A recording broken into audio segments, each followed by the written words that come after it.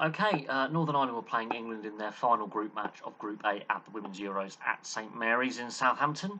And for a large portion of the first half, even though the game has finished 5-0 in favour of England, there was a slight thought that Northern Ireland could actually pull off a very good smash and grab job because England were being frustrated. And that also includes very early on a penalty that was overturned by VAR. And that is actually the correct decision. We can all debate the flaws with the VAR system, but actually in this tournament it has worked exceptionally well. So I have no complaints about VAR so far in this tournament of the matches that I have seen. I'm sure there will be a foul up with VAR somewhere, there has to be, but for 40 minutes Northern Ireland really did frustrate England and looked a little bit threatening on the counter-attack and exposed England in some defensive areas. Instead of playing out from the back, which they've done in the previous two games, which has ultimately cost them, they decided to go long and miss out the midfield and miss out the high press. And that was a threat for Northern Ireland, was doing that. But it took until 40 minutes to finally break the deadlock. If that penalty remains, and is not overturned, then it could have easily been a cricket score. Obviously, Northern Ireland's game plan is undone. But it takes 40 minutes. Now, Fran Kirby's goal, she's involved in the build-up play. And then when the shot is deflected into her pass, she takes her time. She's dropped back into the pocket a little bit. It's more of a rugby union term, rugby league term, dropping back in the pocket for the old drop goal. But she drops back into a pocket of space. Precision over power. And it's a brilliant finish. Past Jackie Burns, who's had a fantastic tournament, considering some of the thumpings Northern Ireland have had. She's pulled off a string of saves. And that's where the floodgates open. There's 4 goals in 13 minutes either side of half-time, but that is the moment that the game ultimately, I think, goes England's way. Fran Kirby opens the floodgates, and it's a brilliant finish. Beth Mead's goal on 44 minutes, she's scoring for fun at the moment.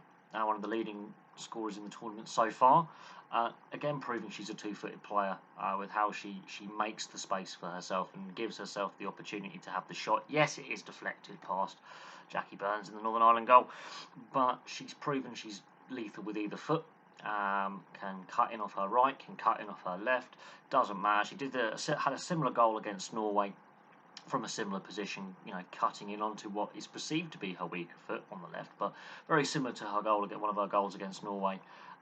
Yes, the deflection takes it past the goalkeeper, but it's all about the manoeuvring in tight spaces for that one. It's a very good individual effort.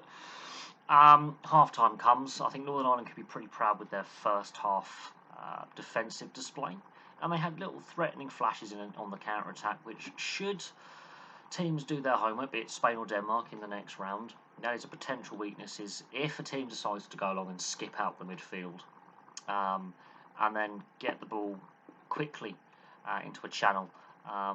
There are a few issues there. But if Spain beat Denmark, I think Spain will not do that. They will like to play it on the tiki-taka to the feet, quick passing style. But if Denmark beats Spain, Denmark are more likely to attempt that route one as a plan A or plan B or plan C and mix the play up a little bit more. So it'll be very interesting to see who wins tomorrow night's game. Then half-time comes, Alessia Russo comes on. Instant impact with one of her first touches. She's backpedaling for this header. So to get the accuracy and the power whilst backpedaling, that's a very good technique. It's very hard to do. Past Jackie Burns in the goal from a Beth Mead cross, you guessed it. That was her first of 2 goals. Her second goal, I think, is possibly the best goal of the night, from the pass from Toombs, another substitute, and her Man United teammate. The Cruyff turn, which is fantastic, and then the power of the finish as well, past Jackie Burns in the Northern Ireland net. That, I think, out of the 5 goals on the night, is the best of the lot, quite frankly. And it's very good build-up play. It's quick, incisive passing, something that England weren't doing for large periods of the first half. They picked up the pace at the beginning of the second half, and the game is done at this point. I mean, at this point, you're thinking it could be a Norway type of score of about 8 or 9-0. And then the frustration comes back. Northern Ireland start cutting out those passes. The finishing isn't as accurate. There are some missed chances there. But Northern Ireland have got nothing going forward at this point. They've done so much defending that they are exhausted. Absolutely exhausted by this point. They have defended their socks off. They haven't got enough going the other way. They're too tired to counter-attack at this point. The Kelsey Burrows own goal is unfortunate, but that is a tired defender making a tired decision. But again, it's another cross from a wide area from Beth Mead, who's just caused teams no end of problems in the group stage. So all three sides that England have beaten, she's caused nightmares for. She switches her wing from left to right. She starts on the right, she ends up in the left. Sometimes she's in the middle, then she's back on the right again. That is a nightmare for defenders.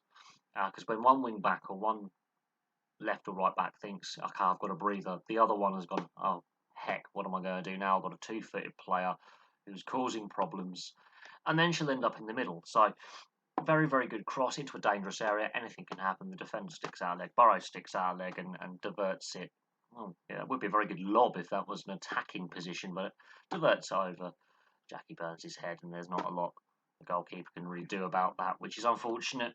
And that's where the goal scoring ends, which, with all the shots and all the possession England had, is very disappointing in my opinion. I was hoping with that amount of possession, do something with it, and there was lengthy periods of the first half where they were getting frustrated, making poor decisions, not getting that final pass or that through ball correct, or maybe taking the more difficult option. And there was a bit of a period towards the end of the second half where again finishing let them down, bit wayward, sometimes poor decision making again. But they still managed to score 5 goals whilst not playing at their best. I think the Norway game, I don't think England were at their best either, but Norway surrendered in that game. Northern Ireland didn't surrender, but they didn't have enough going forward. They were overwhelmed in midfield. They played with 5 at the back at times rather than a back 4 or a back 3. They were really playing quite deep. But having all those numbers back did frustrate England. So it'll be interesting to see, how Denmark or Spain, whoever wins that game, how they fare tactically. If Spain get through, I think England will not be as exposed defensively for that, long ball cutting out the midfield. If Denmark get through, they're more likely to mix it up with balls over the top, balls in behind, and route one style as maybe a plan B if passing and running off the ball is not working, knock it long. So more of a balanced game, I think, is the best way to look at it. But it must be terrifying being an opposition coach for either Denmark or Spain, having to do the scouting on this, considering how they demolished Norway, one of the fancied sides, 8-0. That just doesn't happen in the women's game. Norway is one of the top women's nations, were destroyed.